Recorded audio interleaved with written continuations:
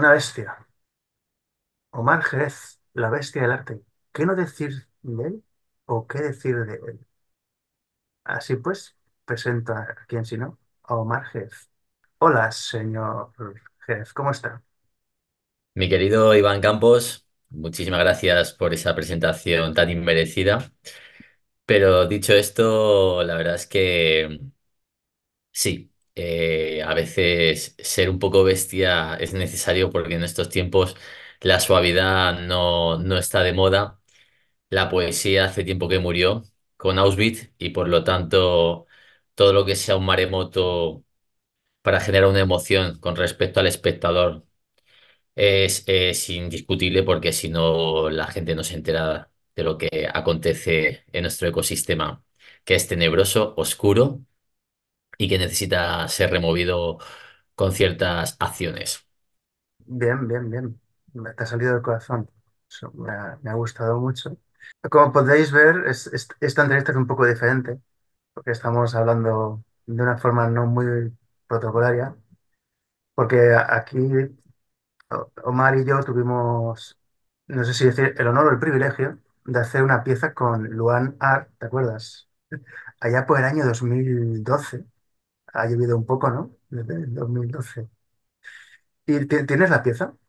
Pues no tengo esa pieza, creo que se va a quedar como una rareza arqueológica y si alguna vez se recupera, creo que debería ser a través de Javier Marisco, Mm. amigo nuestro, personal de los dos. Y bueno, seguramente lo tendrá en algún archivo que lo Sí. podremos mostrar a nivel público y hacer un ejercicio reflexivo que es importante. Ante todo, reflexionar, dialogar y, ¿por qué no, confrontar también es necesario, ¿no? El debate de las ideas siempre es maravilloso, siempre que entre los contendientes se escuchen y por lo menos el tono de voz no esté la corporalidad, sino en las acciones de lo que uno ha mostrado, ¿no? Entonces, en este caso, quedará ahí, pero se mostrará en su momento. Aquí el señor Jerez ha estado recorriendo América. Dos preguntas. ¿Cómo ha sido tu recorrido por América y qué ha pasado cuando has llegado al territorio azteca, antes de llegar a Texas? Bueno, a ver, te cuento un poco. Básicamente, estuve con Julia Martínez en México porque nos hicieron una retrospectiva de toda nuestra carrera en un museo que se llama el MAC, Museo de Arte Contemporáneo de Querétaro. Entonces, bueno, pues expusimos piezas bastante fuertes. Y cuento lo de fuertes porque bueno, nos jugamos la vida literalmente. Hemos estado en la frontera de Corea del Norte, hemos estado enfrente de la mafia italiana, hemos estado enfrente de asesinos de mujeres en Ciudad Juárez, hemos estado en Celaya, que era la ciudad más peligrosa del mundo, hemos estado en Belfast. Eh, Han sido tantas piezas donde nuestra integridad se ha puesto en un punto bastante inquietante que cuando el año pasado estuvimos en Ucrania, en la guerra de Ucrania, dijimos que ya el tema de jugarse la vida por el arte no lo íbamos a hacer más. Entonces, en esta coyuntura que hemos estado en México, hemos dicho que nuestras piezas van a ser fuertes, van a subir una intensidad más, pero nuestro cuerpo físico, nuestra vida ya no se va a poner más en riesgo.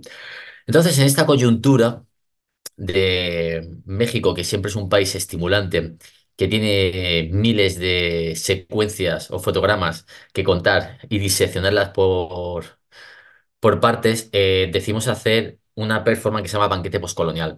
Banquete Postcolonial es una performance que reflexiona sobre ese sentir general de la población mexicana que los españoles deberían pedir perdón. Y claro, alguien diría, no, es que esto viene de López Obrador o de Claudia, la actual presidenta. Y no es así. En los colegios ya se enseña que los españoles conquistaron, colonizaron y es algo que ocurre desde hace décadas. Lo que pasa es cierto que López Obrador, el expresidente mexicano, es el que le ha dado el altavoz, ¿no? Entonces, para que te hagas una idea, nosotros hemos ido tres veces a México, 2015, 2021 y 2024. En el 2021, ya cuando estaba López Obrador, a mí ya me llamaban entre la broma y cierta agresividad, hay que decirlo, amo México, pero en este aspecto tengo que ser honesto. Me llaman Hernán Cortés y digo, bueno, es raro que me llamen Hernán Cortés porque he nacido en España, pero tengo más sangre semita que sangre española a nivel genético, ¿no? Si nos hiciéramos una prueba de ancestros. Y bueno, pues básicamente en banquete postcolonial reunimos a 5 mexicanos donde 40 minutos, bueno, 35 minutos exactamente, explicaran por qué España tenía que pedir perdón. Entonces se le puso una serie de platos y en concreto se le puso poxoli. ¿Y qué contenía el poxoli? Carne humana procedente del cuerpo de Julia Martínez. Es muy interesante que pusiéramos o sea, materia orgánica del cuerpo de Julia Martínez, porque Julia Martínez es española 100%, es Julia Martínez Fernández, no es como yo, que soy Omar Alejandro Jerez Jamuz, o sea, es decir, yo tengo un apellido, o sea, decir, ¿no? O sea, decir, entonces, claro, era muy importante devolverlo, ¿no? ¿Qué luego pasa? Cuando los españoles fueron al actual México, México vivía en el Neolítico, tanto los mexicas como los aztecas era neolítico, y se encontraron que había prácticas donde el canibalismo estaba estructurado en su sociedad, ¿no? Y claro, cuando se lo ofrecieron a los españoles lo comieron, en un principio no sabían que era carne humana, pero luego lo rechazaron, ¿no? Pues nosotros hemos devuelto eso, ¿no? O sea, hemos devuelto eso porque creemos que el concepto que los mexicanos hablan del perdón es un concepto judeocristiano heredado de los españoles a los mexicanos que no sirve, no sirve. O sea, decir, lo importante es, ¿qué es lo que quiero de España? ¿Qué es lo que quiero de México? O no puede haber un intermedio. O sea, decir, si queremos el origen, tenemos que volver al origen. Y el origen es ese, sin problema. Porque yo no puedo mirar de mi mirada eurocentrista y juzgar el canibalismo. No lo puedo juzgar porque soy europeo. O sea, entonces hay un punto eurocentrista. Entonces, nosotros hemos llegado al extremo de decirles, ok, perfecto, es un sentir general, pero no se puede hablar de perdón, porque es algo que no forma parte de cuando llegaron los españoles. Es algo que es una colonización, es una conquista, es una imposición de la religión. Entonces, ahí nosotros, cuando les pusimos a todos carne humana, y los 5 comieron carne humana, los 5, ninguno de ellos sabía hasta ayer, domingo por la tarde, que habían comido carne humana. Exactamente igual que cuando en el pasado, el actual México del pasado, le dieron carne humana a los españoles, la comieron sin tampoco saberlo. Es un acto de ceremonia, es un acto simbólico. Volvemos. Y lo hacemos con todo el respeto del mundo. O sea, no es un ejercicio de provocación. Al contrario, es una pieza bella, es una pieza poética y el prejuicio, en todo caso, está en la persona que dice, ah, es que es carne humana. No, no, pero es carne humana de Julia, que ha hecho un sacrificio para devolver el origen. ¿Y dónde estaba el pasado de México? Que era en esas costumbres, la antropofagia. O sea, es decir, es muy importante determinar este punto. No ha sido, por decirlo de una manera, vamos a ponerles carne humana y vamos a jugar con sus emociones. No, no, no nos interesa eso, al contrario, lo hemos hecho con mucho respeto y creo que la gente lo está entendiendo muy bien, lo está entendiendo muy bien porque ha dicho, bueno, si es que tiene razón este tío y esta tía, si es que al final el concepto del perdón es conquista, es colonización, es que es cierto, o sea, es decir, entonces rechazamos el concepto de perdón porque es una cuestión judeocristiana y nos vamos a lo que estaba siendo México, que comían el pozoli, que el pozole es un plato que consiste en maíz, en verduras y en carne humana. Lo que pasa, los españoles llegaron y dijeron, no, no, no, a partir de ahora carne humana no va a ser carne de cerdo. Entonces, ¿qué es lo que pasa? Que ahora que se llama pozole, pero nosotros hicimos el pozole. Nosotros hicimos el pozole. Y a partir de ahí, pues llega la reflexión para que todo el mundo se dé cuenta que cuando tú deseas algo, cuando tú deseas algo, tienes que asumir todas las consecuencias, desde el máximo respeto, pero tienes que asumir todas las consecuencias. O sea, es como si yo digo que yo deseo vivir en el siglo XVIII o me gustaría vivir, entonces tendría que renunciar a la medicina actual, tendría que renunciar a muchas cosas. Entonces, por eso es muy importante que una de las 5 personas dice, no, no, no, es que el canibalismo no era salvaje, lo dice en el vídeo, no era salvaje, no era agresivo, formaba parte de la agricultura, la gente a las que les cortaban la cabeza eran felices, eso lo dice una de las 5 personas. Entonces, cuando ella ve el vídeo, ella tiene que reflexionar sobre lo que ha dicho. Tiene que reflexionar sobre lo que ha dicho, porque es muy importante decir, oye, es que me parece bien. O sea, hablas maravillas del canibalismo, hablas maravillas del mundo azteca. Yo no lo juzgo desde mi punto de vista eurocentrista, porque sería pervertir el concepto, pero ahora tú has comido carne humana. Entonces, celebremos, celebremos. Y no creemos, nosotros propiamente dicho, en el perdón, creemos en la reparación. La mejor manera de juntar un diálogo es reparar. Y el reparar ha sido inicialmente volver hasta donde estaban los españoles, antes de que llegaran los españoles, que era una de las costumbres, era comer carne humana. Y a partir de ahí cada uno podrá decir, bueno, esto se podría haber hecho de otra manera. No, no, es que no hay otra manera. No hay perdón. No se puede hablar de perdón. O sea, el perdón no existe. No, no existe el perdón porque no forma parte de su cultura. De esa cultura que ellos reclaman, que a mí me parece bien y que tiene un sentir. Porque fíjate una cosa, Iván, que es muy importante que al final esto no son 4 personas en México que dicen que los españoles tienen que pedir perdón, que es un concepto totalmente erróneo, sino que son millones de personas. O sea, son millones de personas que han dicho, no, no, es que nosotros nos sentimos que esto no forma parte, o sea, que nosotros nos sentimos pues invadidos. Y también hay que dar un dato muy importante, Iván, para que la gente lo sepa. Muchas de las cosas que dice el mexicano de los que dicen que hay que pedir perdón, tienes razón. La familia más poderosa de México, o sea, de las 100 familias más poderosas de México, a lo mejor 89 90 son de origen español. O sea, decir que hay cosas que tienen razón. O sea, que los españoles llegaron y que los españoles conquistaron. Otra cosa que el perdón no tiene concepto en esto, no tiene concepto. Entonces nosotros, como extremos, como personas reflexivas, como personas que leemos, que viajamos, le hemos dado una vuelta de tuerca y digo, perfecto, vamos a hacer y vamos a volver al neolítico, porque cuando los españoles estuvieron allí se encontraron en el neolítico. Y luego, por otra parte, los españoles, hay otro tema que hay que hablarlo. O sea, los españoles parece que llegaron y eran la Madre Teresa de Calcuta, que no hicieron nada, que los españoles eran gente súper noble, que no ocurrió nada y vienen con la excusa, no, es que nosotros fuimos menos malos que los ingleses. Sí, pero fueron y ocurrieron una serie de masacres incuestionables. Otra cosa es que es verdad que se mezclaron, que se crearon universidades y todo eso, pero eso no justifica tampoco que fuera algo pacífico como se está vendiendo aquí de España. Entonces, hay medias verdades en todo. Hay medias verdades en todo.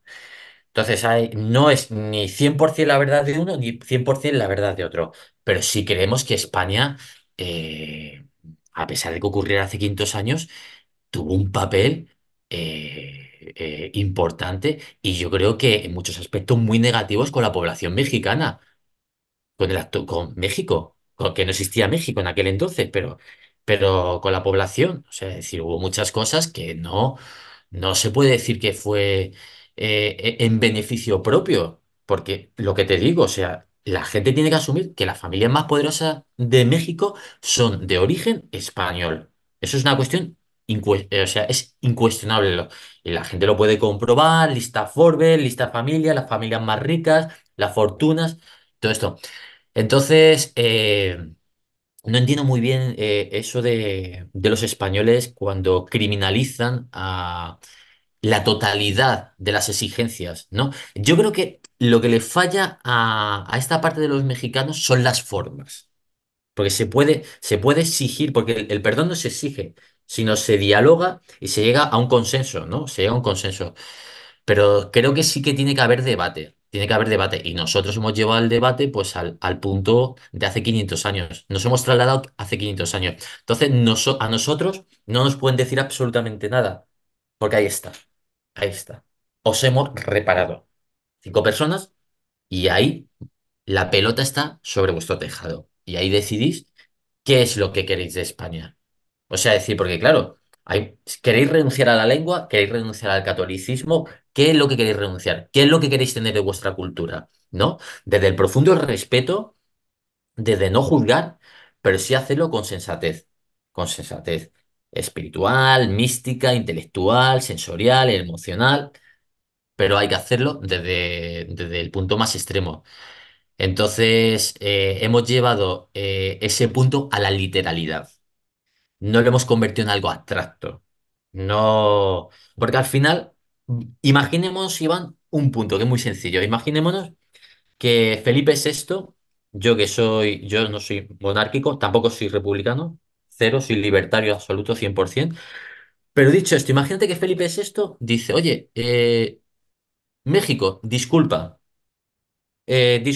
perdona, ¿en qué se va a convertir eso en México? Durante el mandato de López Obrador, 269.000 asesinatos, feminicidios, cárteles, desapariciones. Acapulco, la pederastia extendida. ¿De qué estamos hablando? Que es una cortina de humo para tapar otras cosas que son graves de verdad, que afectan a la ciudadanía mexicana, que más del 50% de la población sufre pobreza o algún tipo de pobreza. Entonces, es muy importante la gente distinguir qué es lo que es necesario y qué es lo que son cortinas de humo. Porque al final, o sea, decir, la gente tiene que entender que lo de la leyenda negra, o lo de no de la leyenda negra, que yo no creo que sea leyenda negra. O sea, yo estoy más a favor de los mexicanos que de los españoles. Esto lo tengo que decir honestamente, porque he vivido en México, conozco la situación de México y los españoles tienen un punto, incluso ciertas izquierdas, como muy fascista para estos temas. O sea, porque no se puede ver desde tu Mac de 3.000 euros de tu casa. No, no, hay que tener sensibilidad y hay que ver cómo lo están pasando los mexicanos. Esto viene de la masonería inglesa. La masonería inglesa al final básicamente es muy sencillo, ¿no? Y esto no son conspiraciones. La masonería inglesa lleva años desestabilizando los países latinoamericanos o hispanohablantes. ¿Por qué? Porque no interesa que los países de habla hispana estén juntos. Para que te hagas una idea, Estados Unidos, no sé si era el veintitantos por ciento o el treinta y tantos por ciento, no sé exactamente la cantidad, son de origen de Guatemala, de México, de Honduras, o sea, decir, los que defienden a Estados Unidos. Entonces, claro, es como jugar a ver quién es más malo, los británicos o los españoles. Y esto hay financiación detrás para generar una desestabilización. Venezuela con Colombia, México ahora con España, Argentina con Brasil, Brasil con otro, con Chile, Chile. O sea, es decir, esto es un juego geopolítico muy inteligente y muy brillante por parte de la masonería. Y en este caso está la masonería británica. Pero claro, ¿qué es lo que pasa? Yo se lo digo a ellos, digo, está bien.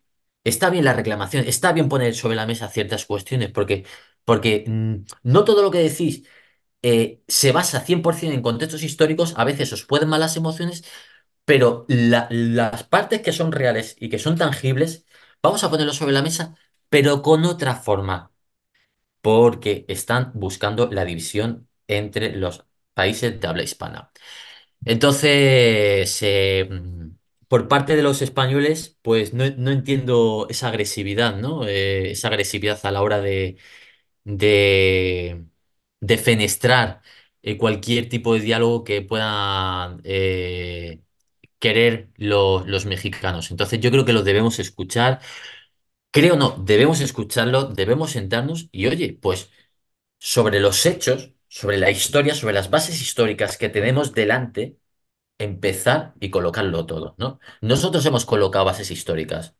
Neolítico, perfecto. ¿Queréis neolítico? Perfecto, lo respetamos. ¿Puedo compartirlo o no lo puedo compartir? Pero vamos a volver ahí. Entonces, es un gesto de amor. Y Julia se ha mutilado. Julia se ha mutilado literalmente con su cuerpo. Y ellos se lo han comido. Y a partir de ahí, cada cual que ejerza su ejercicio reflexivo.